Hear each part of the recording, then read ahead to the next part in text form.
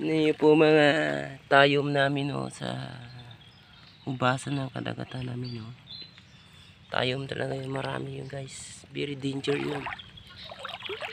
Kasi kapag yun makatinik, sakit. Malara, parang sawa. Tingnan nyo po mga ka-vibes ko, tingnan nyo po This is my mini tayom just sa hubasan. So kung pumunta ka dito ay talagang magsapatos kayo kasi ang sobrang dami dito. Hindi po kayo matinik sa paa, sakit pa naman, sakit marami This is my tayom lahat yun, tayom yun lahat yun tayom yun. Magandang sikat ng araw mamaya guys. So tingnan nyo, ang sikat ng araw is very grateful. Tingnan nyo pong viewing inside the sea. Ang magandang view ng aming karagatan ang lawak ng hubas ngayon, lawak talaga guys. So ang lawak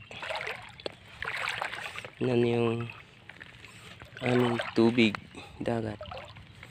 Ang dami talagang tayom guys. Ang sabi ko sa inyo, ang rami Ano po, ang dami halos na yung lahat dito kaya nga ako naka chinilas kasi ang dami tayom lahat na yun. Kailangan talaga naka chinilas ka dito. Marami isda guys. Yun dami. Yun ba yung klase isda? Dami talaga. Ang dami talaga. Nag-arabot ng isda tayo guys. Yan. Daming isda guys. Iba yung klase isda na yan. Ang dami. Tingnan niyo po si video na yan. Ang dami na maliliit na isda. Saan niyo pupunta? Tingnan niyo po ang video ng George Vlog po. Ang dami ng isda, makita niyo. Maraming isda. Maliit na isda. Yung mga semilya na mga isda guys. Kailangan talaga pag-ingatan yun. Ang dami Ang dami talaga Tingnan niyo po, tingnan. Yan. Yun, tayom to. Sundan natin guys kasi ang rami nito. Kaya saan pupunta to? Ang dami dami nito. Stop it ka mo. Yung grupo niya hadi. Ka mo.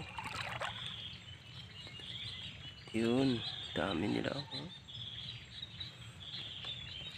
punta yun.